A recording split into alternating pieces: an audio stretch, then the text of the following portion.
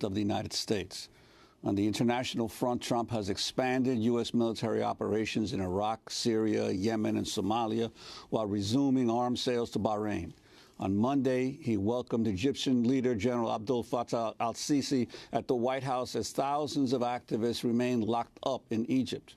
At the United Nations, the Trump administration led a boycott of UN talks to ban nuclear weapons while pushing for the United States to expand its own nuclear arsenal. Trump has also threatened to unilaterally act against North Korea. On the environmental front, Trump picked climate deniers to head the Environmental Protection Agency and the Energy Department while slashing the EPA's programs to combat climate change.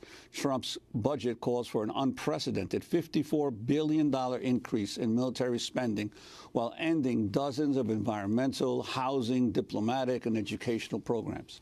Trump's also requesting a nearly $3 billion increase in funding for the Department of Homeland Security, largely to pay for expanding the border wall and hiring 1,500 new Border Patrol and ICE agents. However, the Trump agenda has faced some judicial and legislative setbacks. Federal courts have blocked the implementation of 2 travel bans targeting residents from 6 majority Muslim nations. And in Congress, Trump failed in his attempt to repeal Obamacare, which would have stripped up to 24 million people of health insurance while giving the rich a massive tax break.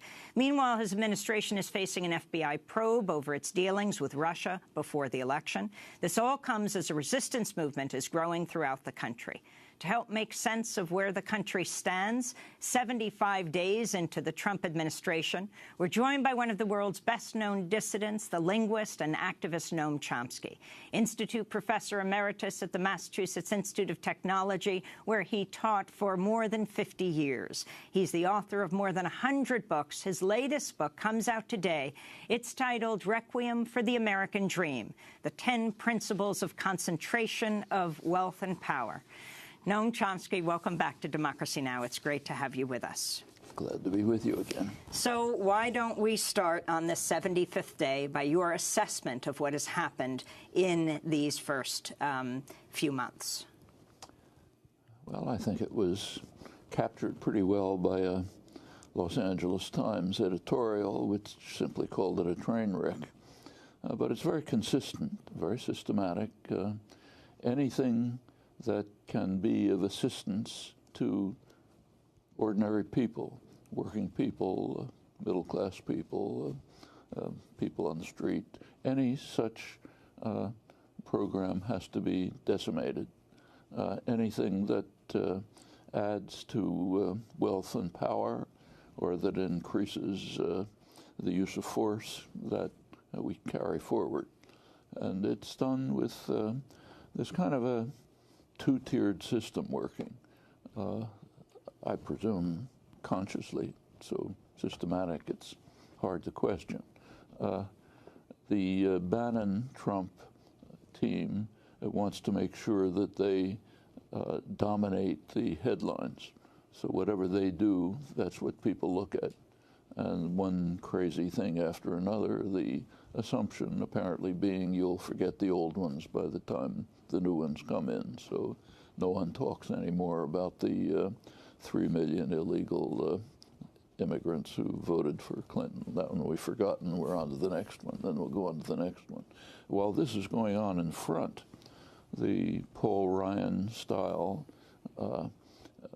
budgetary and planning operations are going on quietly in the back, ripping to shreds any element of government that can help people either today or tomorrow. That's the point of the destruction of the environmental system. It's not just the EPA, which was slashed. Most of the environmental programs were actually in the Energy Department, and their research and activist programs were slashed very seriously. And what do you make in terms of, when you're talking about decimation, clearly one of the big failures was their inability to end Obamacare. Could you talk about what you're seeing now as the potential in terms of the healthcare system in the country, what they will try to do and what the potential is there? Actually, there was a pretty interesting poll about it that came out a couple days ago, simply asking people what they preferred. The Republican proposal was the lowest of the choices available. I think about 15% of the population were willing to accept it. Somewhat higher was the existing system, so-called Obamacare. And on that, it's worth bearing in mind that a lot of people don't know that Obamacare is the Affordable Care Act. So you have negative attitudes towards Obamacare thanks to lots of propaganda, but more positive attitudes towards the Affordable Care Act because of what people see. Most popular of all, over half, was so-called public option, a government-guaranteed health care program, which is pretty remarkable because no one publicly advocates that. But it's been a consistent polling result for decades that when people are asked what they want, they say that's their choice. And in fact, that's about the only proposal that makes any sense. The U.S. Healthcare system is an international scandal. It's roughly twice the per capita costs of comparable countries and some of the worst outcomes, mainly because it's privatized, extremely inefficient, bureaucratized, lots of bill paying, lots of officials, tons of money wasted, healthcare in the hands of profit-seeking institutions, which are not health institutions, of course. And for decades, people have preferred what every other country has in some fashion, either straight national health care or heavily government-regulated health care, like, say, Switzerland. Sometimes the support is astonishingly high. So in the late Reagan years, for example, about 70% of the population thought that guaranteed health care should be a constitutional guarantee because it's such an obvious desideratum. And about 40% thought it already was in the Constitution. The Constitution is just this holy collection of anything reasonable, so it must be there. But it just doesn't matter what people think. When Obama put through his own program, I think support for the public option was almost 2/3, but it was simply dismantled.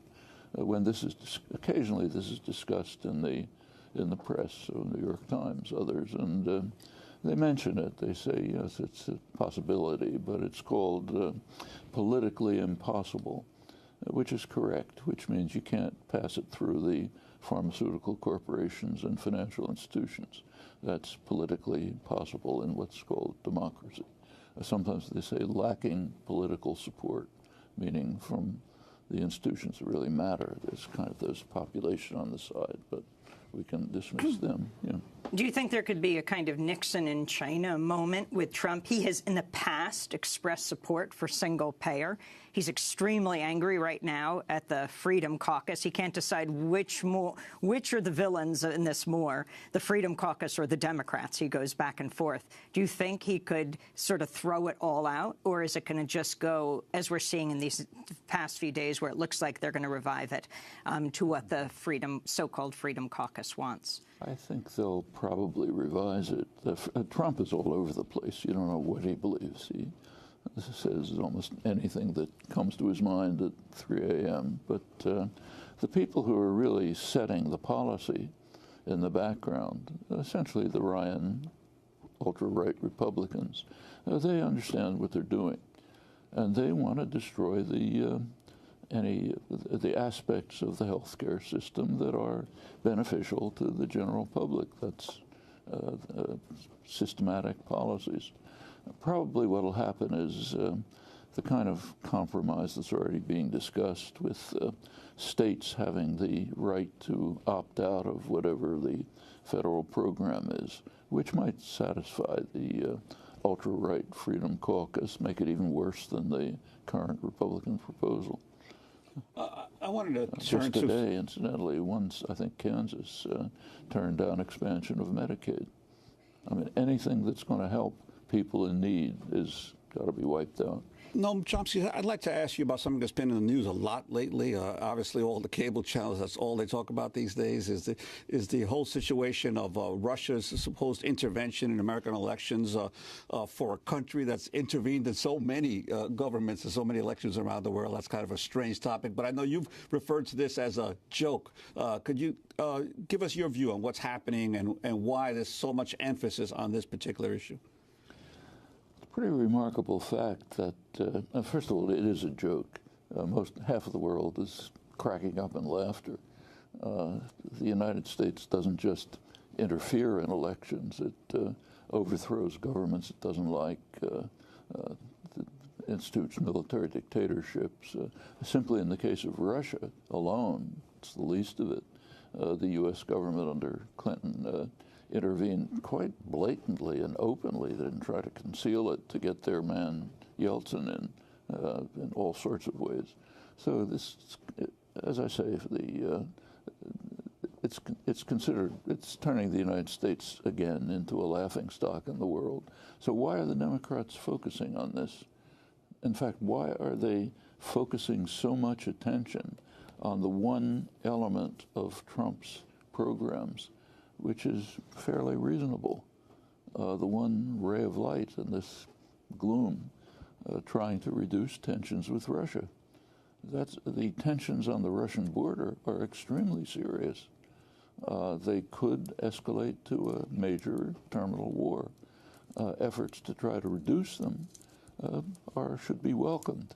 Just a couple of days ago, the former U.S. ambassador to Russia, Jack Matlock, came out and said he just can't believe that so much attention is being paid to apparent efforts by the incoming administration to establish connections with Russia. I said, sure, that's just what they ought to be doing.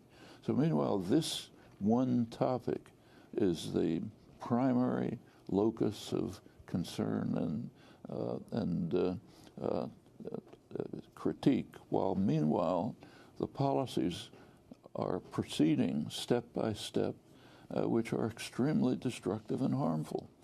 So, yeah, maybe the Russians tried to interfere in the election. That's not a major issue.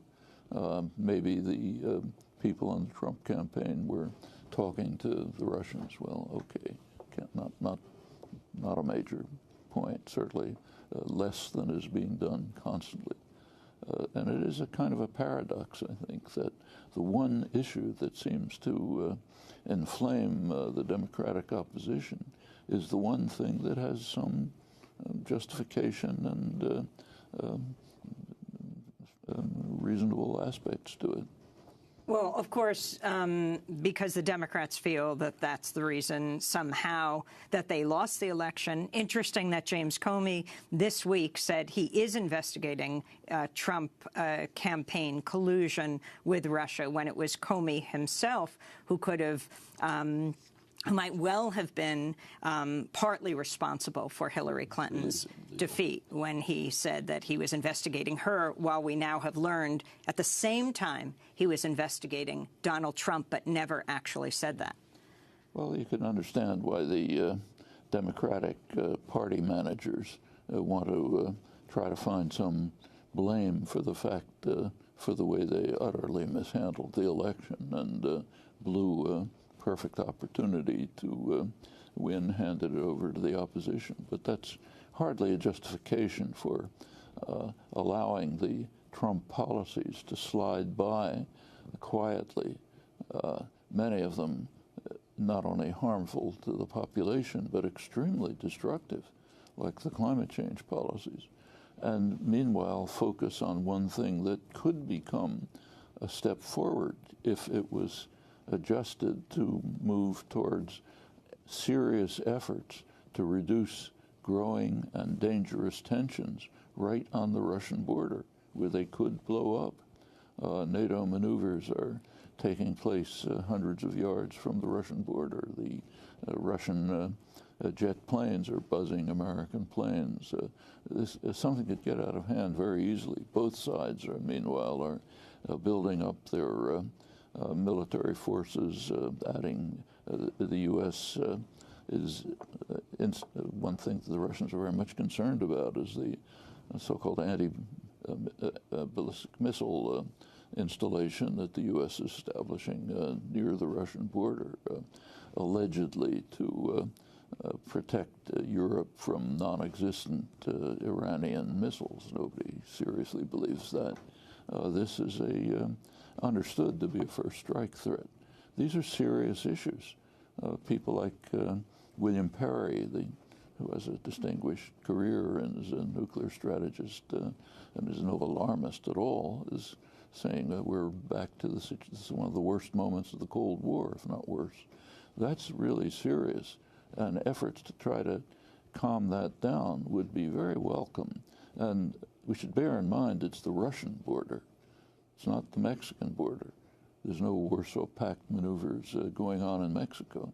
And that's a border that the Russians are quite reasonably sensitive about. They've practically been destroyed several times last century right through that region.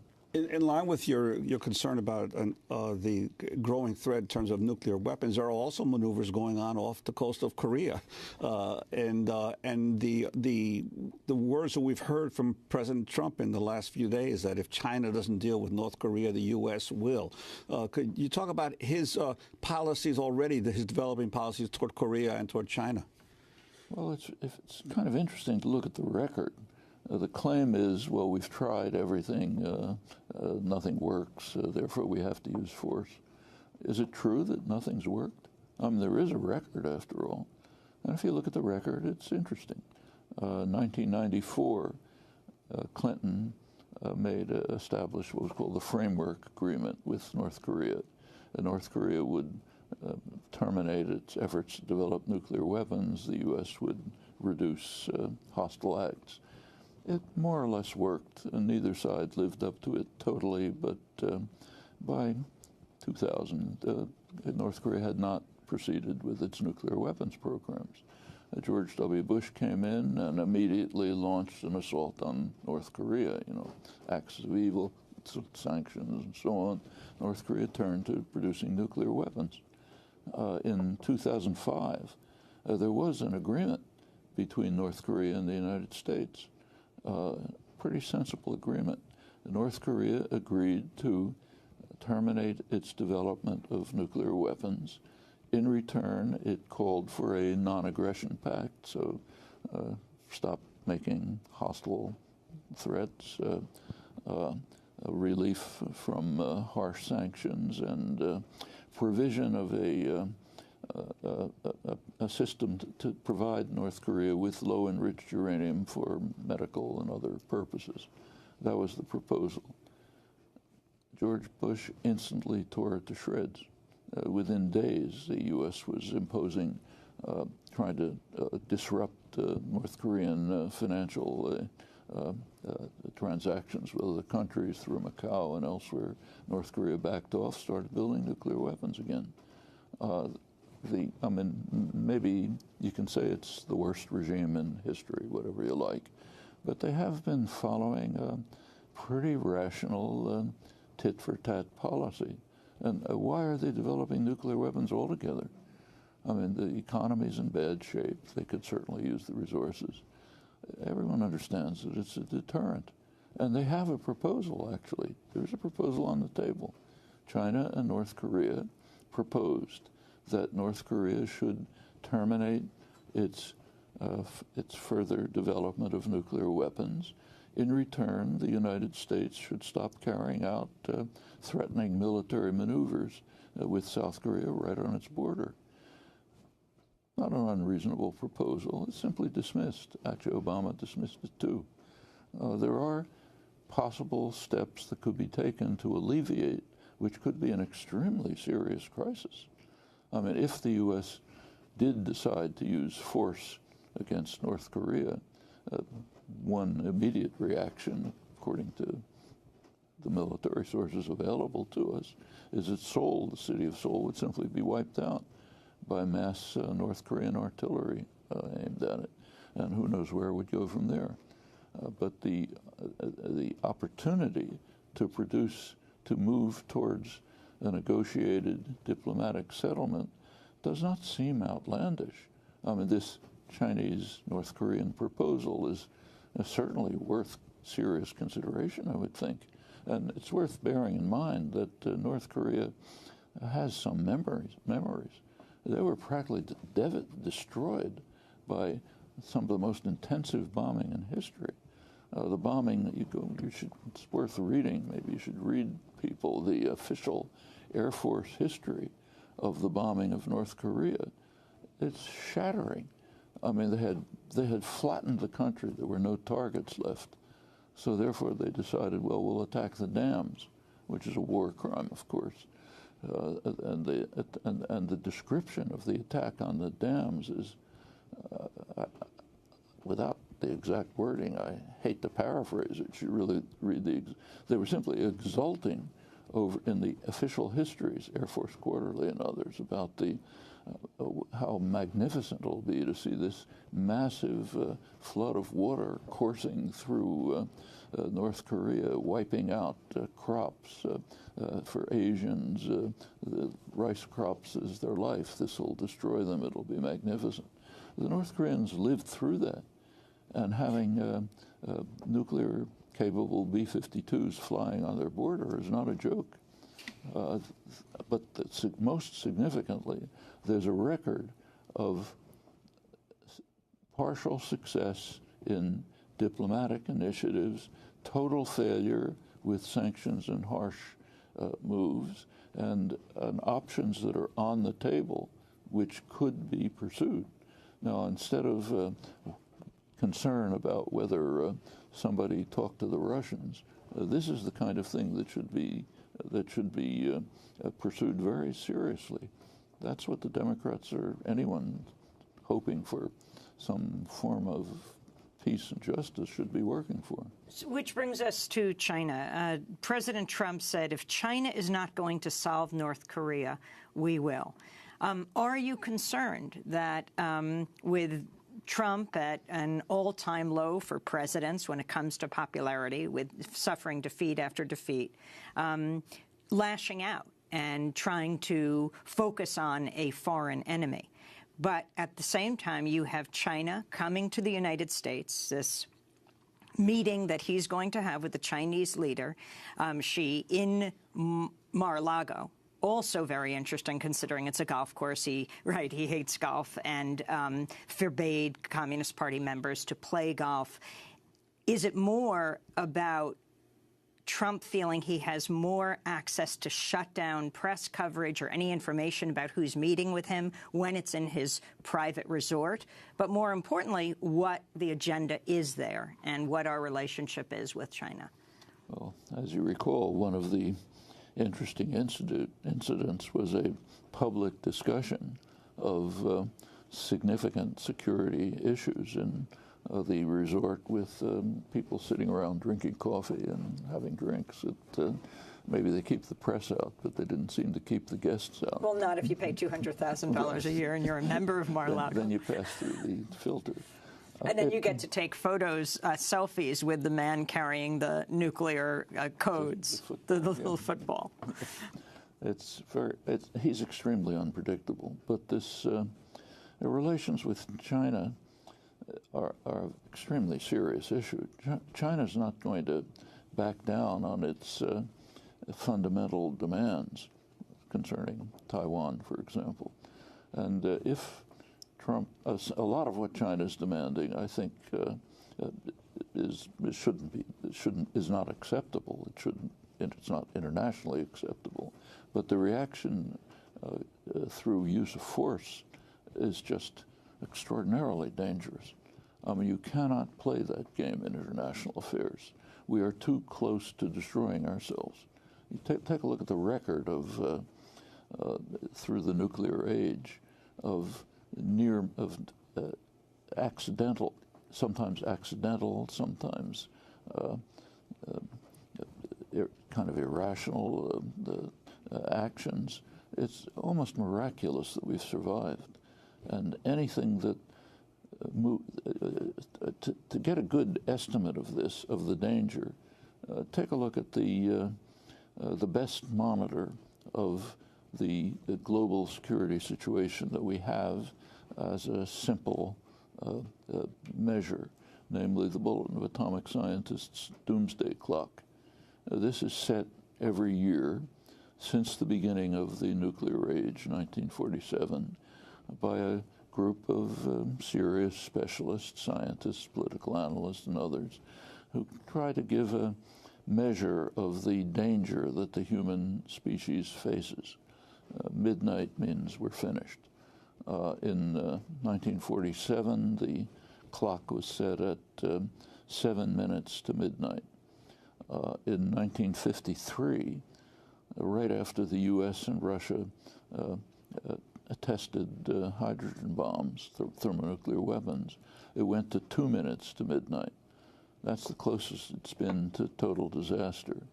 Right now, as soon as Trump came in, it was moved to 2.5 minutes to midnight, both because of the nuclear threat, recognized to be serious, and the threat of environmental catastrophe, which was not considered in the earlier years, now is. Those are the overwhelmingly the most crucial issues that face us. Everything else fades into insignificance in comparison to them. Those are literally questions of survival. And 2.5 minutes to midnight means extraordinary danger. These should be the major focus of attention. And it's kind of astonishing to see the way they're ignored throughout the whole electoral campaign. Practically no mention of them. Every Republican candidate, every single one, either with regard to the climate, either denied what is happening or else said, the moderates like Jeb Bush, Kasich said, well, maybe it's happening, but it doesn't matter. We shouldn't do anything about it. Well, the U.S. just led the boycott at the UN of the nuclear ban talks. Nuclear ban, it joined it with the other nuclear powers, unfortunately. There's also the question of the Comprehensive Test Ban Treaty. There are now 3 nuclear powers which have refused to ratify it, China, the United States, and Israel. And if tests begin again, it's an extremely serious danger. As I mentioned, it was when the first tests were carried out that the doomsday clock went to 2 minutes to midnight. There's the problem of the New START treaty, a treaty that there has been inadequate but significant reduction in nuclear weapons since the end of the Cold War. The New START treaty is supposed to carry it forward. Russia and the United States have overwhelming mass of the nuclear weapons, and this would cut down the number, but also the more threatening ones would reduce it. Trump has indicated, I don't know, nobody knows what he means, but he's indicated that is what he calls a bad deal for the United States, suggesting maybe we should pull out of it, which would be a disaster. I mean, these are major issues, and the fact that they're barely being discussed is a shattering commentary on the level of contemporary civilization. Well, Noam Chomsky, I wanted to ask you, those on the left are accustomed to looking at the American government basically as in the service of the capitalist class, the politicians. Occasionally you had a Rockefeller or actually a member of the capitalist class who went into government. But now with this Trump administration, it's an extraordinary number of extremely wealthy people have actually moved directly into government. And yet you're seeing this narrative that they are attracting support from the white working class of the country. Could you talk about this, the capitalists directly taking over the running of government? Well, as you say, they run it all the time. Simple measures like campaign funding alone, simple measure like that, is a very close predictor, not only of electoral victory, but even of policies. That's been true for a century. If you take a look at the analysis of public attitude, a major topic in academic political science is comparing popular attitudes with public policy. It's pretty straightforward. Public policy, you can see popular attitudes we know a lot about from extensive polling. And the results are pretty startling. It turns out that about 70% of voters, which is maybe half the electorate, about 70% of voters are literally disenfranchised, the lower 70% on the income scale, meaning that their own representatives pay no attention to their attitudes and preferences. If you move up the income scale, you get a little more correlation, little more influence. The very top, which is probably a fraction of 1% if you could get the data, that's where policy is set. Now, the Trump administration is kind of a caricature of this. It's always pretty much true, but here it's as if they're kind of purposely trying to flaunt the fact that this country is run by Goldman Sachs and billionaires, and nobody else counts. Wilbur Ross, Betsy DeVos. All of them. I mean, it's almost like a shocking parody, as if they're trying to show, yeah, what we all know is true is dramatically true, and we're going to show it to you. An interesting question, the one you raise, is how are they maintaining support among the people they're kicking in the face? That's not uninteresting. And if you look into it, there's a number of factors. One fact, first of all, many of the Trump voters, white working class voters, quite a few of them voted for Obama in 2008. You go back to the Obama campaign, the exciting words were hope and change. I don't usually agree with Sarah Palin, but when she asked where's this hopey changey stuff, she wasn't talking nonsense. It quickly became clear there's no hope and there's no change, and working people were significantly disillusioned. You could see it right in Massachusetts, where when Kennedy died, you know, the liberal lion, there was going to be a vote to replace him in 2010. Amazingly, a Republican won in Democratic Massachusetts Kennedy seat, and Union voters didn't vote for the Democrats. They were very upset by the fact that they had been cheated, they felt rightly, by the Obama campaign of promises. And they turned to their bitter class enemy, who at least talks the words. The Republicans have mastered the technique of talking words as if you're sort of an ordinary guy, you know, kind of guy you'd meet in a bar, that sort of thing. It goes back to Reagan and his jelly beans, and Bush, you know, mispronouncing words, and so on and so forth. It's a game that's played, and it's a con game, but in the absence of any opposition, it works. And what happens when there is an opposition? That's very striking. The most astonishing fact about the last election, which is the Sanders achievements, that's a break from a century of American political history. As I said, you can pretty well predict electoral outcomes simply by campaign funding alone. There's other factors that intensify it.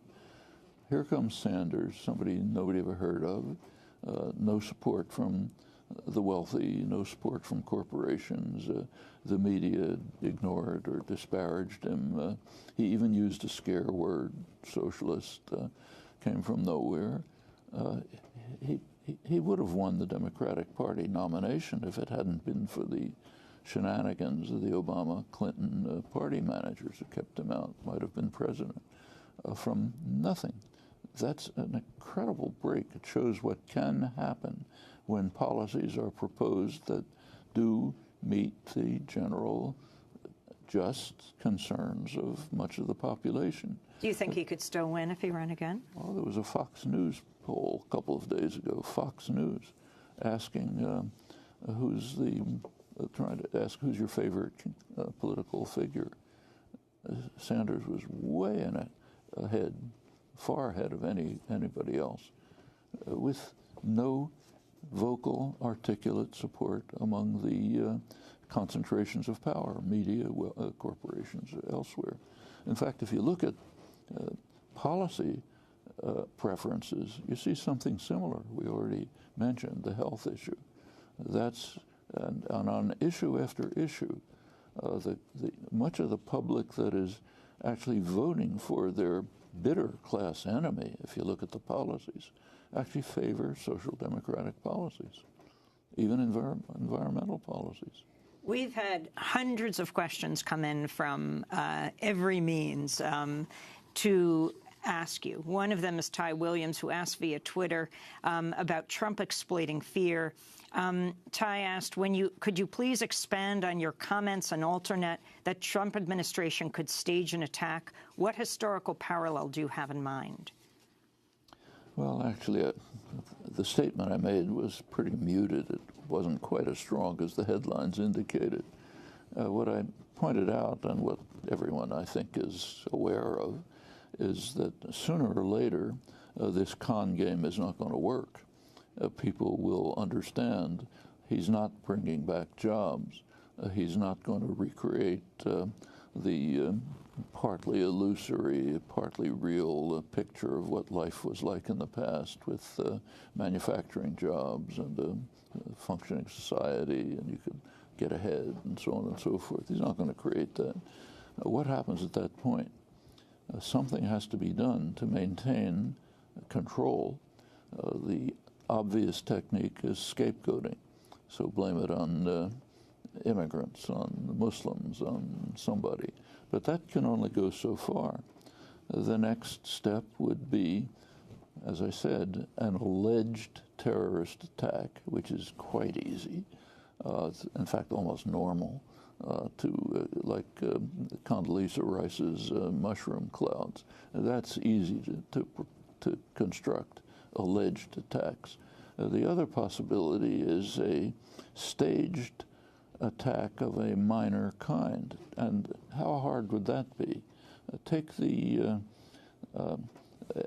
FBI technique, which they're using constantly, of creating situations of entrapment. Well, suppose one of them goes a little too far. You don't stop it right in time. That wouldn't be hard to work out. I don't particularly anticipate it, but it's a possibility. And this is a very frightened country. For years, this has been probably the most frightened country in the world. It's also the safest country in the world. It's very easy to terrify people. No. I wanted to ask you another question that came in from Melbourne, Australia, Aaron Brilla. He said Defense Secretary James Mattis this week described Iran as the greatest threat to the United States. My question, why does the U.S. insist on setting the potential grounds for war with Iran? That's been going on for years. Right through the Obama years, Iran was regarded as the greatest threat to world peace. And that's repeated over and over. All options are open, Obama's phrase, meaning if we want to use nuclear weapons, we can because of this terrible danger to peace. Actually, there's a few interesting comments that should be made about this. One is there also is something called world opinion. What does the world think is the greatest threat to world peace? Well, we know that from U.S.-run polls, Gallup polls. United States, nobody even close, far ahead of any other threat. Pakistan, second, much lower. Iran, hardly mentioned. Why is Iran regarded here as the greatest threat to world peace? Well, we have an authoritative answer to that from the intelligence community, which provides regular assessments to Congress on the global strategic situation. And a couple of years ago, their report, of course, they always discuss Iran, and the reports are pretty consistent. They say Iran has very low military spending, even by the standards of the region, much lower than Saudi Arabia, Israel, others. Its strategy is defensive. They want to deter attacks long enough for diplomacy to be entertained. The conclusion, intelligence conclusion, a couple of years ago, is if they are developing nuclear weapons, which we don't know, but if they are, it would be part of their deterrent strategy. Now, why is the United States and Israel even more so concerned about a deterrent? Who's concerned about a deterrent? Those who want to use force.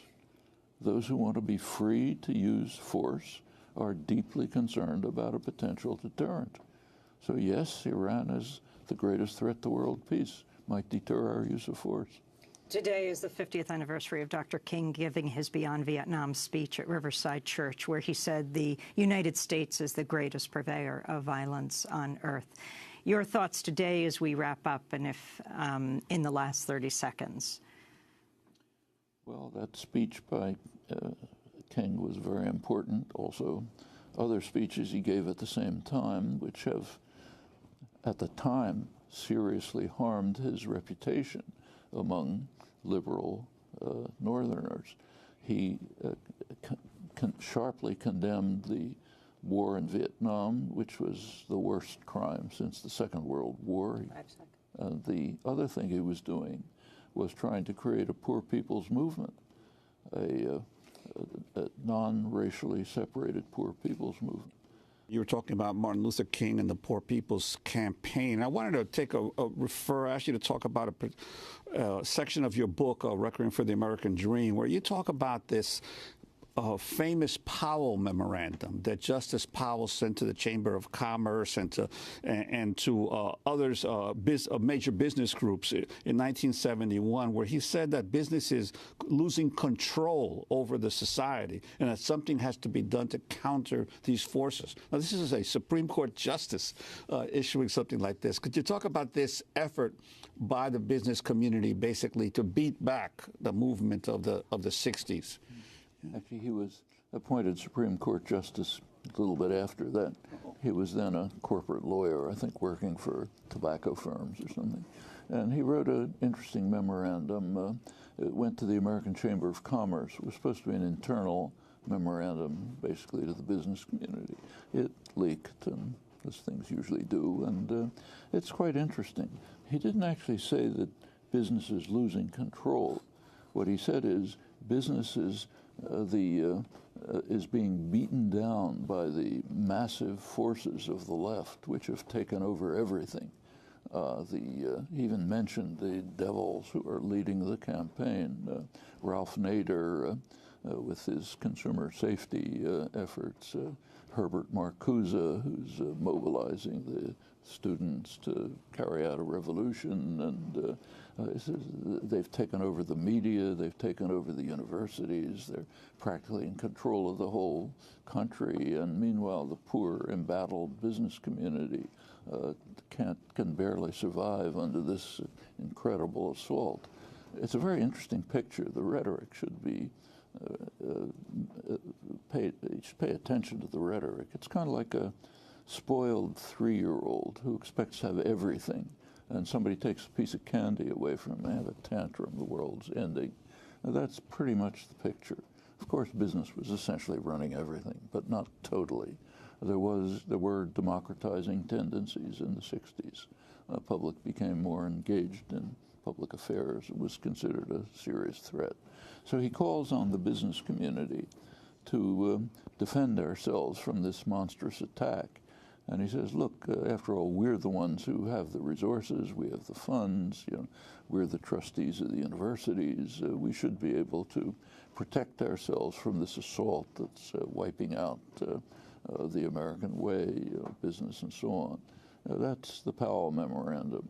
And indeed, the lesson was understood, not just listening to him. There was a reaction to the activism of the 60s. The 60s are often called the time of troubles. They were civilizing the country. That's extremely dangerous. But no less interesting than the Powell Memorandum is another publication that came out from the opposite side of the mainstream political spectrum, the book called The Crisis of Democracy, published around the same time by the Trilateral Commission. That's liberal internationalists from the 3 major capitalist centers, Europe, United States, and Japan. The political complexion of this group is illustrated by the fact that they almost entirely staffed the Carter administration. That's where they're coming from. The American rapporteur, Samuel Huntington, professor at Harvard, the well-known liberal intellectual. What's the crisis of democracy? Pretty much the same as the Powell Memorandum. They said there's too much democracy. People who are usually passive and apathetic, the way they're supposed to be, are pressing their demands in the public arena, and it's too much for the state to accommodate. They didn't mention one group, corporate interests. That's the national interest. These are the special interests. And they called for more moderation in democracy. They were particularly concerned with what they called, this is their phrase, the institutions responsible for the indoctrination of the young. Universities, schools, churches, they're supposed to be indoctrinating the young, and they're not doing their job, as you can see from all these kids running around calling for women's rights, ending the war, and so on and so forth. So we have to have better indoctrination of the young. They were also concerned about the media. They said the media are becoming too adversarial. If you look at what was happening, that's about as much of a joke as Powell. And they said if the media don't control themselves and discipline themselves, maybe the state will have to move in and do something about it. This is the liberals. This is the liberal end of the spectrum. You take these two publications side by side. They differ rhetorically. The Powell Memorandum is literally a tantrum. The crisis of democracies, big words, moderate, intellectuals and so on. But the message is not that very different. It's saying the democracy is simply a threat. The population has to be restored to passivity. Then everything will be fine. In fact, Huntington, the American rapporteur, says kind of nostalgically that Truman had been able to run the country with the cooperation of a few corporate executives and Wall Street lawyers. That was the good old days when democracy was functioning. You didn't have all these demands and so on. And remember, this is the liberal end of the spectrum. Then you get the Powell Memorandum, which is the harsher end, and rhetorically, literally kind of like a tantrum. And it's within that framework of thinking, which they didn't initiate, they articulated, that you get the neoliberal reaction of the past generation, which on every front, including education, economy, undermining of the functioning of political democracy, all the factors that have led to the disillusionment and anger of the people who end up being Trump voters, voting for their class enemy. It's worth remembering that these people have just concerns, very serious concerns. It's revealed by some pretty remarkable recent revelations. You've seen them, probably sure reported on the quite remarkable fact that mortality is increasing among middle class, lower middle class, working class white Americans, middle-aged white Americans. That's something unknown in developed societies. Mortality keeps declining. Here it's increasing, and the roots of it are what are called diseases of despair. People don't have hope for the future, and for pretty good reasons. If you look at the facts of the matter, real male wages today are pretty much the level of the 60s. In 2007, at the time when there was a good deal of euphoria about the economy, how wonderful it's doing, great moderation and so on, economists praising Alan Greenspan as the greatest figure since Moses or something, St. Alan he was called. Right at the peak of euphoria, right before the crash, real wages for American workers were lower than they were in 1979, when the neoliberal experiments were just beginning. These affect people's lives seriously. They're not starving to death. These are not the poorest people. They're kind of surviving, but without the hope for without a sense of dignity, of worth, of hope for the future, of some meaning in your life, and so on. So they're reacting in often very self-destructive ways. Noam, I wanted to ask you about the Middle East. This latest news we have out of Idlib, a rebel-held area that, according to reports, has been hit by some kind of gas attack, chemical attack. 11 children under the age of 8 killed, scores of other people, hundreds wounded. This is in northwest Syria. Can you comment on what has taken place? The U.S., Rex Tillerson, the Secretary of State, the UN, the U.S. Secretary, the U.S. Ambassador to the United Nations, Nikki Haley, saying on Friday the U.S. is changing its position. While it thinks the people don't want Assad, it's not going to try to get Assad out. And then you have this attack. What are your thoughts on Syria, Russia, the United States? Syria is a horrible catastrophe. The Assad regime is a moral disgrace. They're carrying out horrendous acts, the Russians with them. Why the Russians with them? Pretty simple reason. Syria is their one ally in the whole region. Not a close ally, but they do have their one Mediterranean base is in Syria. It's the one country that's more or less cooperated with them. And they don't want to lose their one ally. It's very ugly, but that's what's happening. Meanwhile, there have been, it's kind of like the North Korean case we were discussing. There have been possible opportunities to terminate the horrors. In 2012, there was an initiative from the Russians which was not pursued, so we don't know how serious it was, but it was a proposal for a negotiated settlement in which Assad would be phased out. Not immediately. You know, you can't tell him we're going to murder you, please negotiate. That's not going to work.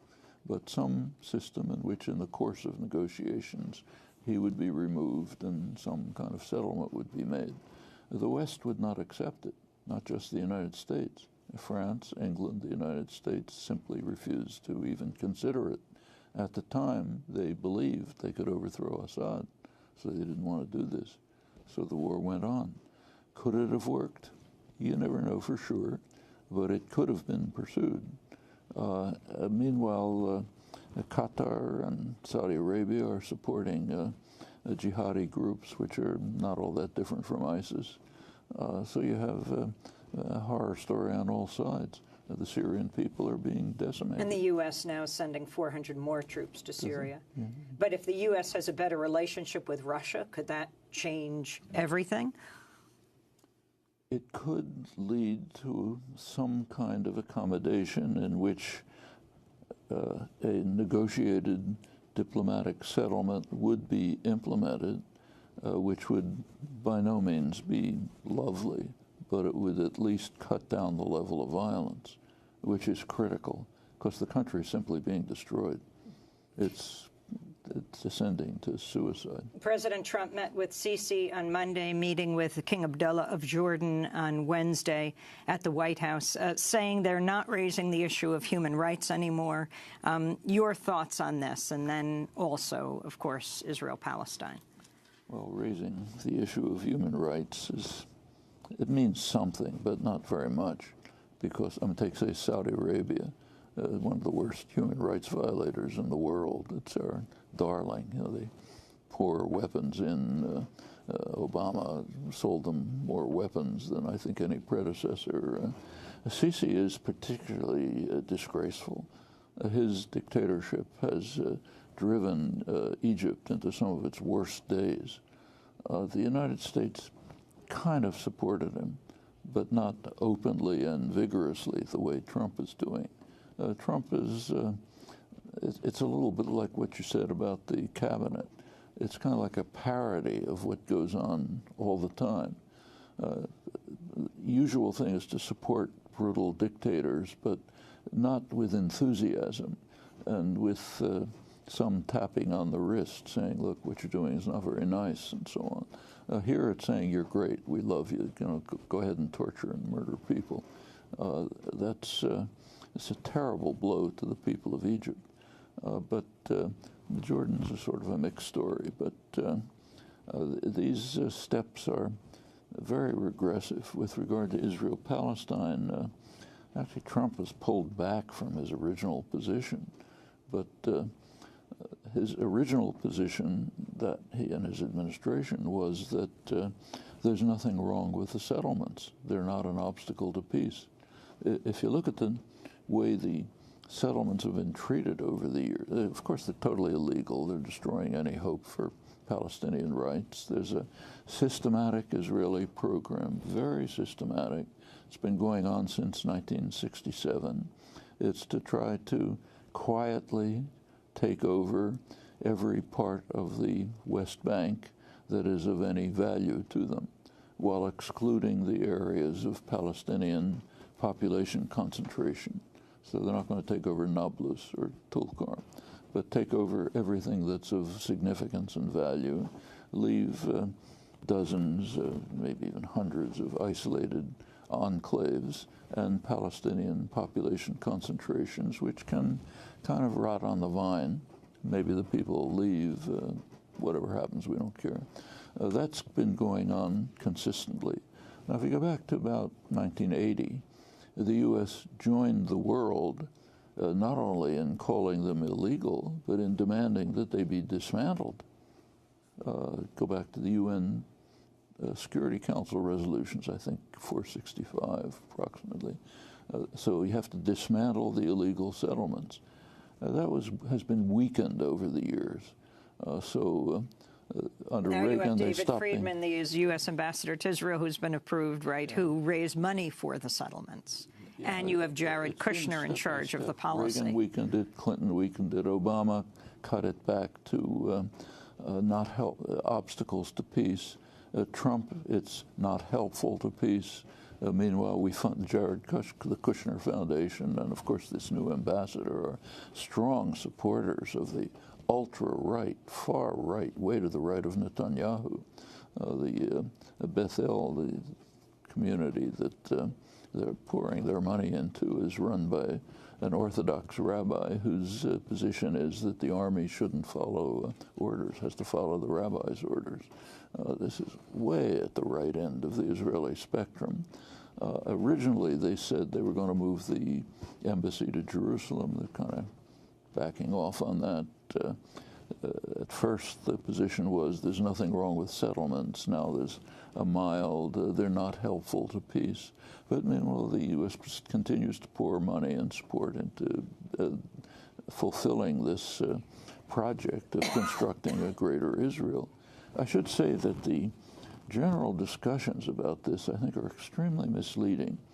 What's said on all sides, actually, Israel, Palestinians, international commentary, is that there are two options.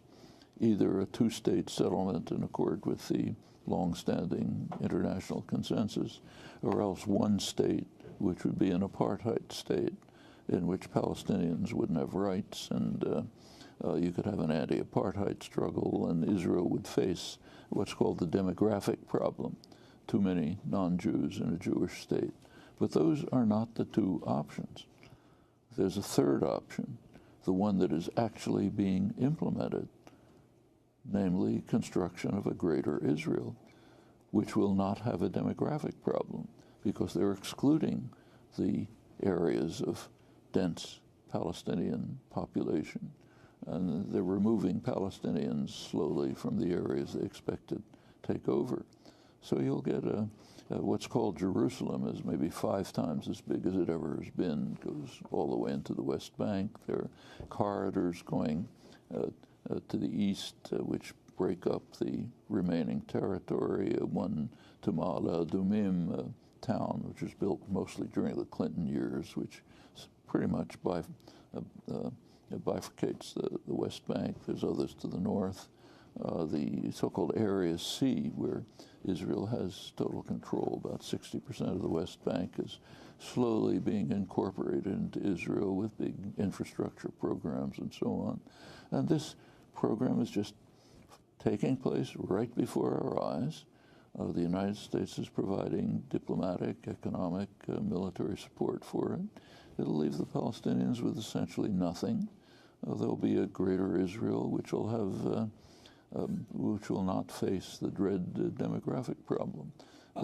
I'd like to, if we can, shift focus to another part of the world. I wanted to ask you about Latin America. We had a period for about 10 years of enormous social progress in Latin America. All these socially minded governments, reduction of income inequality, the only part of the world where there are no nuclear weapons.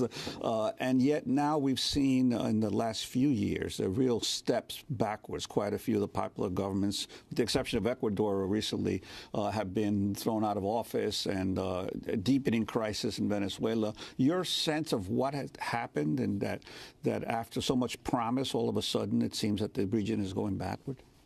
Well, there were real achievements, but the left governments failed to use the opportunity available to them to try to create sustainable, viable economies. Almost every one, Venezuela, Brazil, others, Argentina, relied on the rise in commodity prices, which is a temporary phenomenon. Commodity prices did rise, mainly because of the growth of China. So there was a rise in the oil price of soy and so on and so forth. And instead of trying to develop a sustainable economy with manufacturing, agriculture, and so on, like Venezuela is potentially a rich agricultural country, but they didn't develop it. They simply relied on the commodities, raw materials, commodities they could export. That's a very harmful, it's not only not a successful, it's a harmful development model. Because when you export grain to China, let's say, they export manufacturing goods to you, and that undermines your manufacturing industries. And that's pretty much what's been happening. On top of that, there was just enormous corruption. It's just, it's painful to see the Workers' Party in Brazil, which did carry out significant measures. They just couldn't keep their hands out of the till. They joined the extremely corrupt elite, which is robbing all the time, and took part in it as well, and discredited themselves. And there's a reaction. I don't think the game is over by any means. There were real successes achieved, and I think a lot of those will be sustained, but there is a regression. They'll have to pick up again with, one hopes, more honest forces that will, first of all, recognize the need to develop the economy in a way which has a solid foundation, not just based on raw material exports, and secondly, honest enough to carry out decent programs without robbing the public at the same time. What about Venezuela? Venezuela is really a disastrous situation.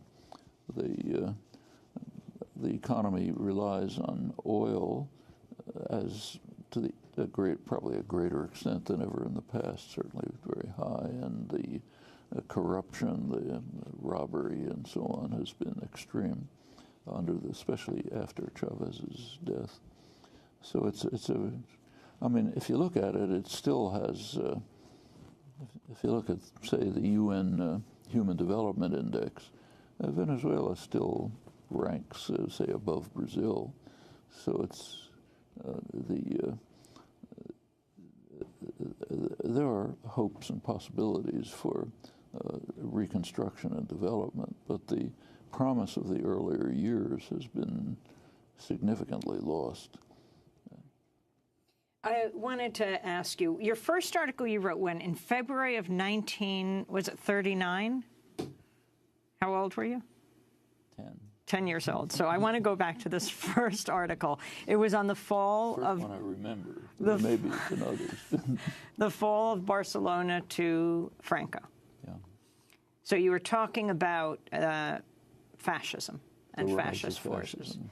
I remember. I'm sure it was not a very memorable article. I hope it's been destroyed. But I remember the part of it. It began by concern about the apparently inexorable spread of fascism. Austria, Czechoslovakia, Toledo in Spain, Barcelona, which was quite significant. That's the end of the Spanish Revolution.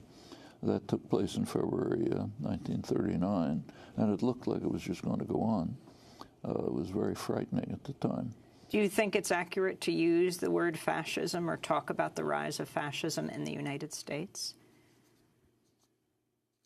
Well, fascism has become a kind of a scare word, but many of the aspects of fascism are not far below the surface.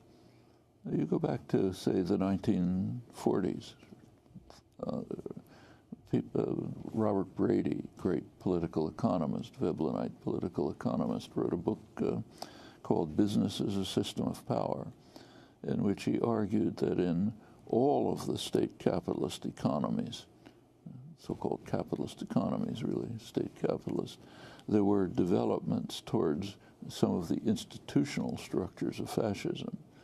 He was not thinking of concentration camps and crematoria, just the nature of the institutional structures. And that was not entirely false. Could you move towards what Bertram Gross around 1980 called friendly fascism? So fascist-type structures without the crematoria, which is not a core necessary part of fascism. It could happen.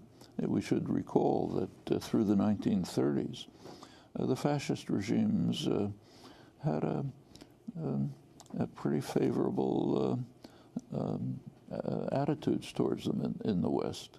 And Mussolini was called by Roosevelt that admirable Italian gentleman, who was maybe misled by Hitler. In 1932, one of the main business magazines, I think Forbes, had an article with the headline, front page story, the headline was, "The wops are unwopping themselves." Finally, the Italians are getting their act together under Mussolini. The trains were running on time, that sort of thing. The business community was quite supportive. As late as the late 1930s, the U.S. State Department was, can't actually say supporting Hitler, but saying we ought to tolerate Hitler because he's a moderate standing between the extremes of right and left. We've heard that before. He's destroying the labor movement, which is a good thing. Getting rid of the communists, the socialists, fine.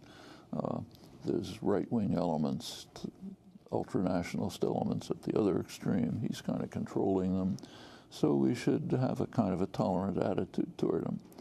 Actually, the most interesting case is George Kennan, great revered diplomat. He was the American consul in Berlin, and as late as the 1941, he was still writing pretty favorable comments about Hitler, saying it shouldn't be too severe. There's some good things there. We associate fascism now with the real horror stories of the Holocaust and so on. But that's not the way fascism was regarded. It was even more strongly supported by the British business community that could do business with them. There was a largely business-run regimes, which there was a lot of support in Germany because of it did create something like full employment through indebtedness and military spending, and was winning victories. Could we move in that direction? It's been recognized. You can read it right now in mainstream journals, asking, will the elements of Gross's friendly fascism be instituted in a country like the United States? And it's not new. Maybe 10 years ago, there was an interesting article in Foreign Affairs, main establishment journal, by Fritz Stern, one of the major German historians of Germany. It was called Descent into Barbarism. and he was discussing the way Germany deteriorated from what was in fact maybe the peak of Western civilization in the 1920s into the utter depths of history 10 years later. And his article was written with an eye on the United States. This was the Bush administration, not today. He was saying, he didn't say we're Bush's Hitler, he wasn't saying that, but he was saying there were signs that we should pay attention to. He said, I sometimes have concern for the country that rescued me from fascism. And I see what's happening. And do you see the Donald Trump's attack on the press as part of that trend toward fascism, him calling the press the enemy of the people? It's dangerous, but Nixon did the same thing. You remember the Agnew and so on. Yes, it's dangerous, but I think it's well short of what we regard as fascism, but it's not to be dismissed.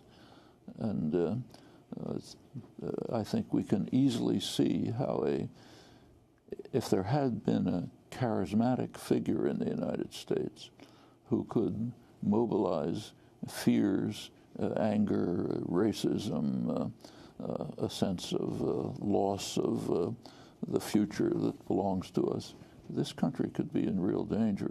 We're lucky that there never has been an honest, charismatic figure. McCarthy was too much of a thug, you know. Nixon was too crooked.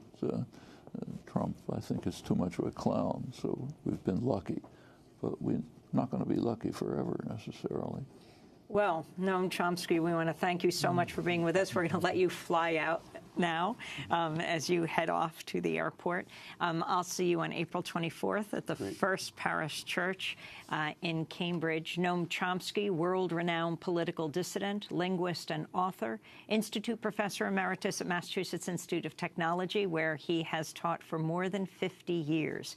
His latest book, he's written over 100, comes out today, Requiem for the American Dream, the 10 Principles of Concentration of Wealth and Power.